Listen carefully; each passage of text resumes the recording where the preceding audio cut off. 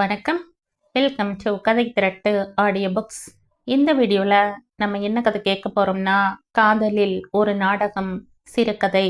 நம்ம சேனலை இது வரைக்கும் சப்ஸ்கிரைப் பண்ணாதவங்க சப்ஸ்கிரைப் பண்ணுங்க. பக்கத்தில் இருக்கிற பெல் ஐகானை கிளிக் பண்ணி ஆல்ங்கிற ஆப்ஷனை ப்ரெஸ் பண்ணுங்க. ஸோ தட் நம்ம போடுற கதைகளை உடனுக்குடனே நீங்கள் கேட்கலாம். வாங்க கதைக்குள்ளே போகலாம். நாளொன்றுக்கு 7 ரூபாய் வாடகையும் சாப்பாடு டிஃபனுக்கு 6 ரூபாயுமாக 37 நாட்களுக்கு கரன்சி நோட்டுகளாக கொடுத்து கொடுத்து அலுத்து சலித்து போன கை இன்று திடீரென்று துள்ளியது. நழுவி கீழே விழுந்த பூனா டெய்லி நியூஸ் பேப்பரை அவசரமாக எடுத்து மீண்டும் அந்த விளம்பரத்தை படித்தேன். நல்ல குடும்பத்தில் பிறந்த குணவான்களுக்கு மட்டும். ராஸ்தாப்பேட்டையில் சகல வசதிகளும் கொண்ட அறை காலி. குறைந்தபட்சம் 2 வருடங்கள் தங்க நினைப்பவர்கள் மட்டும் தபால் பெட்டி எண் 1306க்கு விண்ணப்பித்துக் கொள்ளலாம். ஒரே ஒரு நிபந்தனை, அறைக்கு குடி வருகிறவர் வீட்டுக்காரருடைய அதிதியாக பணம் கொடுத்து சாப்பிடும் விருந்தினராக இருந்தாக வேண்டும். சமையல் செய்யும் ஸ்திரீக்கு தமிழ்தான் தெரியுமாதலால் தமிழ் பேச தெரிந்தவர்கள் மட்டுமே விண்ணப்பித்துக் கொள்ளவும். துள்ளி எழுந்தேன். மகிழ்ச்சியின் ஆரவாரத்தில் என்ன செய்வது என்று புரியாமல் தலையை கலைத்து கொண்டேன். பிறகு கண்ணாடியை பாராமலேயே வாரிக்கொண்டேன்.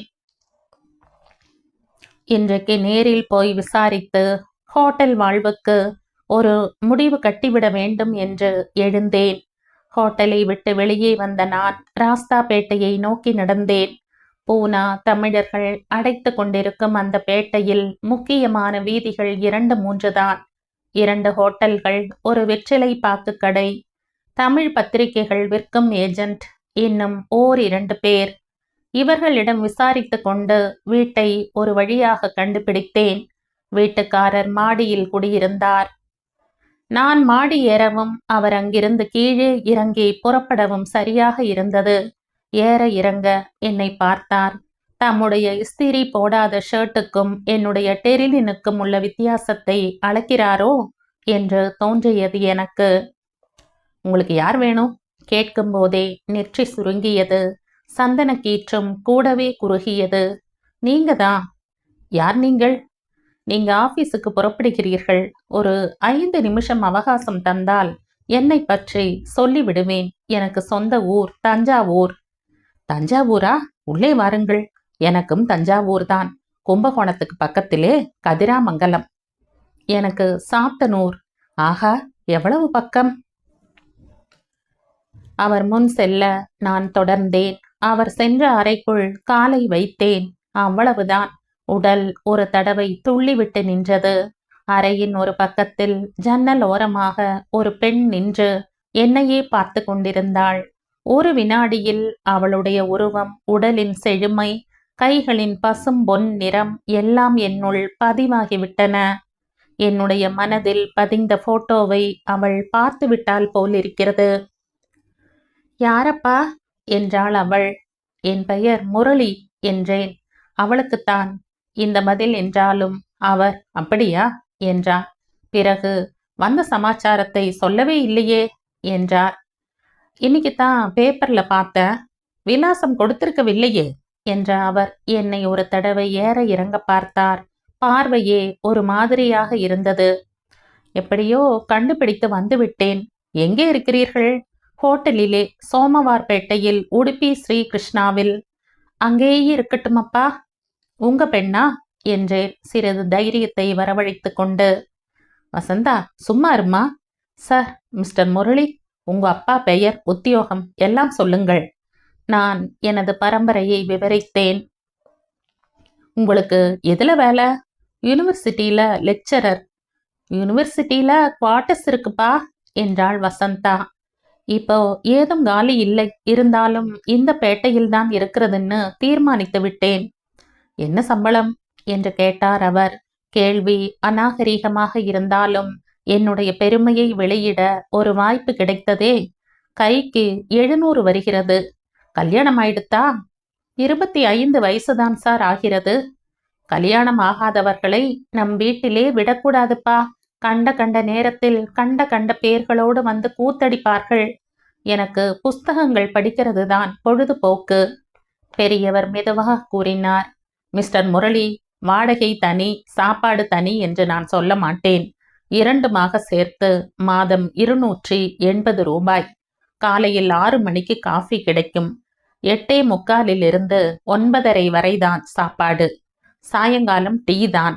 ராத்திரி 8:30க்கு அப்புறம் சாப்பாடு கிடைத்தால் உங்கள் அதிர்ஷ்டம். இந்த வீட்டில் நானும் என் பெண்ணும் தான். அவளுடைய அம்மா செத்து போனப்புறம் சமையற்காரி வைத்து கொண்டிருக்கிறோம். இதற்கு முன்னாலே என் சிநேகிதர் இருந்தார் இங்கே. ரிட்டையராகி போய்விட்டார் போன வாரம். Very good. இப்போதே அட்வான்ஸ் தரலாமா? கேட்டுக்கொண்டே பர்ஸை எடுத்தேன். அப்பா, நீங்கள் ரொம்ப அவசரப்படுகிறீர்கள். இவரை பற்றி யூனிவர்சிட்டியில் முதலில் விசாரியுங்கள். எனக்கு பயமாக இருக்கு. உங்க பெண் ரொம்ப வெகுளி. மனசில் படுறதை அப்பட்டமாக சொல்கிறாள். அவளை செல்லமா வளர்த்து விட்டேன். 3 100 ரூபாய் நோட்டுகளை 3 தடவை எண்ணிய அவர், நீங்கள் இன்றைக்கே வந்து விடுங்கள். ஒரு ரிக்ஷாவில் எனது சாமான்களை அள்ளி போட்டுக்கொண்டு 11 மணிக்கு வந்து இறங்கினேன். ஒரு மாதிரியாக சாமான்களை அடுக்கி வைத்தேன். வசந்தா கண் கொட்டாமல் பார்த்து கொண்டு இருந்தாள். அப்பா பாவம், உங்கள் பேச்சில் மயங்கிவிட்டார். ஒவ்வொருத்தர் ஒவ்வொன்றில் மயங்குகிறார்கள் என்று நான் அர்த்த புஷ்டியுடன் அவளை பார்த்தேன். இந்த பார்வை எனக்கு பிடிக்கவில்லை. சரி, கண்ணை மூடிக்கொண்டு பார்க்கிறேன். முதலில் கூஜாவில் தண்ணீர் தருகிறாயா? எல்லாம் ரெடியா வச்சிருக்கா வேதா மாமி. ஆபீஸ் கிடையாதா உனக்கு? என்னமோ ஆபீஸ்க்கு போக பிடிக்கல, லீவ் போட்டு விட்டேன். நானும் லீவ் தான் போட்டிருக்கேன். அதுக்காக என்னை போர் அடிக்காதீர்கள். காலையில ஏன் அப்படி பேசுன? என் அப்பா குணம் வலங்கைமான் குதிரை மாதிரி, எதிர் திசையில் போகணும். அப்படியா? ரொம்ப கோபக்காரர், முசுடு. என் மேல ரொம்ப நம்பிக்கை இல்லாம போனா உங்களை மாதிரி இருக்கிறவர்களுக்கு இந்த ரூமை கொடுத்திருக்கவே மாட்டார். உங்க அதிர்ஷ்டம், நல்ல மூடில் இருந்தார். இன்றைக்கு உன்னை பார்த்ததுமே இந்த வீட்டுக்கு குடி வராமல் இருப்பதில்லைன்னு கங்கணம் கட்டி கொண்டேன். திடீரென்று வசந்தா மிஸ்டர் என்றாள், முகத்தை கடுமையாக வைத்துக்கொண்டு. பிறகு, நீங்கள் வந்து முழுசா 1 மணி நேரம் கூட ஆகவில்லை, அதற்குள் புது ராகம் பாட ஆரம்பிக்கிறீர்களே என்றாள். மனசுக்கும் நேரத்துக்கும் சம்பந்தமே இல்லை என்றேன். அப்பாவின் எதிரில் நீங்களும் நானும் பூனையும் எலியும் போல, புரிஞ்சுதா என்றாள். நோ நோ, எலியும் பூனையும் போல. நான் எலியாகவே இருந்து கொள்கிறேன். அவள் கழுக்கென்று சிரித்தாள். இந்த 3 மாதங்களில் சுந்தரேசனுடைய முன்னிலையில் 27 தடவைகள் வசந்தா என் மீது எரிந்து விழுந்தாள். 9 தடவைகள் புகார் செய்தாள். 3 இரவுகள் நான் தாமதமாக வீடு திரும்பியதை சுட்டிக்காட்டி நடவடிக்கை எடுக்க சொன்னாள். அவள் பூனையாக பாய நான் எலியாக பதுங்கிக் கொண்டேன். ஒவ்வொரு தடவையும் சுந்தரேசன், அவ கிடக்கிறா சார், அவ நாக்கு அடங்க ரொம்ப நாள் ஆகாது என்றார். இதே 3 மாதங்களில் நாங்கள் சேர்ந்து பார்த்த சினிமாக்கள் 11. ஒரு தடவை ஆபீஸ் காரியமாக பம்பாய்க்கு சென்றிருந்த போது ஒரே நாளில் 2 படங்கள் பார்த்தோம். ஒரு நாள் ரேஸ் கோர்ஸுக்கு போனோம். இப்படி அப்பாவை எத்தனை நாள் ஏமாத்துறது என்று ஒரு நாள் கேட்டாள் வசந்தா. அவர் ஏமாறும் வரை. அன்று இரவு சுந்தரேசன் என்னுடைய அறைக்கு வந்தார். பின்னாலேயே வசந்தாவும் வந்தாள். ஏன் சார், இன்னைக்கு சாப்பாடு வேண்டாம்னு சொன்னீர்கள்? மனசு சரியாக இல்லை மிஸ்டர் சுந்தரேசன். ஏன், யூனிவர்சிட்டியில ஏதாவது தகராறா? அதெல்லாம் ஒன்றுமில்லை. பின்ன என்ன? அம்மா கிட்ட இருந்து லெட்டர் வந்திருக்கு. உடம்பு சரியில்லையாமா? நான் உடனே புறப்பட்டு வரணுமாம். எதுக்கு? எதுக்கு? பெண் பார்க்கத்தான். அப்பப்பா, கண்ணீர் விட்டு கதறி இருக்கிறாள். நீங்க ஒரே பிள்ளை, அப்பாவும் இல்லை. அவள் மனசுக்கு திருப்தியாக போய் வாருங்களேன். போனால் தாலியை கட்ட உட்கார்த்தி விடுவார்கள். வசந்தா குறுக்கிட்டாள். பெண் பெரிய இடமோ? தஞ்சாவூர்ல பெரிய மிராசுதான், 200 வேலி நிலம். ஆனாலும் எனக்கு பிடிக்கவில்லை. எல்லோரும் முதலில் இப்படித்தான் சொல்வார்கள் என்றாள் வசந்தா. சார், நீங்கள் பெரிய இடத்து பிள்ளை, பெண்ணும் பெரிய இடம். நாளைக்கே கிளம்புங்கள். மெட்ராஸிலோ தஞ்சாவூரிலோ நல்ல ஜாதகங்கள் கிடைத்தால் கொண்டு வாருங்கள். வசந்தாவுக்கும் வயசாகிறது. அப்பா, என் கல்யாணத்தை பத்தி எனக்கு தெரியும். கண்டவர்களிடம் ஜாதகம் கொண்டு வர சொல்லாதீர்கள். நீ பேசாம இருமா. அப்போ நீங்க என்னைக்கு புறப்படுகிறீர்கள்? அம்மா மனசை புண்படுத்தாதீர்கள். மறுநாள் காலையில் 9 மணிக்கே புறப்பட்டார் சுந்தரேசன். ஆபீஸ் காரில் பம்பாய்க்கு போகிறேன், ராத்திரி வந்து விடுவேன். நீங்கள் இன்றைக்கு ஊருக்கு கிளம்புகிறீர்களா என்று கேட்டார் அவர். இன்றைக்கு இல்லை, யோசனை செய்ய போகிறேன். நான் ஆபீஸுக்கு செல்லவில்லை. சாப்பிட்டு விட்டு அறையில் கட்டிலில் படுத்துக்கொண்டேன். சரியாக 10 மணிக்கே வசந்தா வந்தாள். நீங்க பெரிய ஃப்ராடு. ஏன்? அம்மா கிட்ட இருந்து லெட்டர் வந்தது பொய் தானே? நோ, ஷெல்ஃப்ல இன்னொரு லெட்டர் இருக்கு, நீயே எடுத்து பார். திடீரென்று அவள் முகம் சுருங்கியது. நீங்கள் நாடகம் ஆடுகிறீர்கள் என்று நினைத்து ஏதோ சொல்லிவிட்டேன் நேற்று ராத்திரி. அதுவும் நல்லதுக்குத்தான். இல்லாவிட்டால் உன் அப்பா எதிரேயே அழுதிருப்பாய். உண்மையாகவே பெண் பார்க்க போகிறீர்களா? கட்டிலில் பக்கவாட்டில் உட்கார்ந்து கொண்டு அவள் கெஞ்சும் பாவனையில் கேட்டாள். நான் எதற்கு பெண் பார்க்க போகணும்? அந்த லெட்டரை படி. எதுக்கு? படியேன். அவள் எழுந்து லெட்டரை எடுத்து படித்தாள். படிக்க படிக்க முகம் மாறிக்கொண்டே வந்து கடைசியில் மலர்ந்தது. என்னை பற்றியெல்லாம் எழுதி கேட்டிருக்கிறாளே உங்க அம்மா. நேற்று மிராசுதார் பெண் என்றீர்கள். அது மட்டும்தான் நாடகம். அப்பா கிட்ட எப்போ பேச போகிறீர்கள்? அறுவடை முடிஞ்சதும் அம்மாவும் மாமாவும் இங்கே வருவார்கள். நான் கல்யாணம் பண்ணிக்கொள்ள முன் வருகிறேன்னு அம்மாவுக்கு கொள்ளை சந்தோஷம். அதனால் தான் உலக வழக்கத்தையும் மீறி தானே இங்கே வருகிறேன்னு எழுதியிருக்கா. உங்க அம்மா நல்ல அம்மா சொல்லிக்கொண்டே என் கரத்தை பற்றினாள் அவள். ஏய் ஃப்ராட் என்ற குரல் இடி போல எழுந்தது. வசந்தா துள்ளி கொண்டு எழுந்தாள். சுந்தரேசன் அடிப்பட்ட புலி போல சீறிக்கொண்டு வந்தார். அட பாவி, நீயாடா பெரிய குடும்பத்து பையன்? இந்த நிமிஷமே கிளம்பு. இல்லாவிட்டால் பெட்டி படுக்கையெல்லாம் தெருவில் பறக்கும். வசந்தா, உனக்கு வெக்கம் மானம் இல்லை? அவருடைய சத்தம் அடங்குவதற்குள் நான் பெட்டி படுக்கை அண்டை போனேன். 10 நிமிடங்களில் எல்லாம் தயார். வசந்தா, நீ ஏன் இன்னும் இங்க நிக்கிற? உன் ரூமுக்கு போ. அவள் போகவில்லை. போ உன் ரூமுக்கு. இப்ப ஏன்பா அவரை துரத்துகிறீர்கள்? அவன் அயோக்கியா. அவரா என்னை தேடிக்கொண்டு என் ரூமுக்கு வந்தார்? ஒரு நிமிடம் அதிர்ச்சி அடைந்த சுந்தரேசன், ஓ அப்படியா?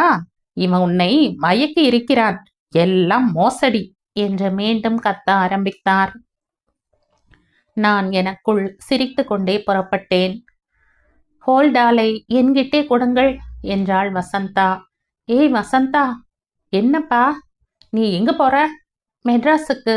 என்ன பேத்தற? நான் பேத்தல. அவருடைய அம்மாவுக்கு என்னை பார்க்கணுமாம். தோ இன்லன் லெட்டரை பாருங்கள். அதை அப்புறம் பார்க்கறேன். நீ இப்ப இந்த ஹோல்டால கீழே வை. 3 மாசமா இவன் மேல சீறி விழுந்து கொண்டிருந்த நீயா இப்போ இவன் பின்னால போகிற? அதெல்லாம் நாடகம் அப்பா. இவர் தன் அம்மாவுக்கு எழுதி அவள் மதில் எழுதி சம்மதம் கொடுக்க இத்தனை நாள் ஆச்சு. நான் வருகிறேன். என்னை ஆசீர்வாதம் பண்ணி அனுப்புங்கள். நான் மாடிப்படியில் கால் வைக்கையில் திடீரென்று சுந்தரேசன் கூப்பிட்டார். மிஸ்டர், இங்கே வாருங்கள். எதற்கு? உங்களால் தான் நாடகம் ஆட முடியும்னு நினைத்தீர்களா? என்ன? வசந்தா திடுக்கிட்டாள். நான் ஆச்சரியத்துடன் பார்த்தேன். வசந்தா, நீ உன் ஆபீஸ்ல எத்தனை மத்தியானங்கள் கேஷுவல் லீவு போட்டேன்னு எனக்கு தெரியும். உங்க டைரியை யார் எழுதுறான்னு நினைச்ச? வேதா மாமி தான். இன்னைக்கு பம்பாய் ட்ரிப்பும் ஒரு டிராமா தான். பெண் பார்க்கிற கதையை நேற்று ராத்திரி இவர் சொன்ன போதே இன்றைக்கு ஏதாவது இங்க நடக்கும்னு எனக்கு தெரியும். நினைத்தபடி நடந்துடுத்து. இருந்த இடத்திலேயே வசந்தா ஹோல்டாலை போட்டாள். பிறகு, அப்பா கை வலிக்கிறது, இதை எடுத்து கட்டிலேயே வையுங்கள் என்றாள். பிறகு கழுக்கென்று சிரித்தாள். குழியும் அவள் கன்னங்களை பார்த்தபடி நின்றேன் நான்.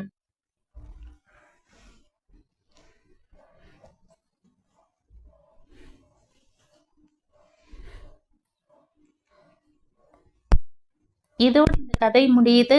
இந்த கதை உங்களுக்கு பிடிச்சிருந்தா லைக் பண்ணுங்க, ஷேர் பண்ணுங்க, சப்ஸ்கிரைப் பண்ணுங்க.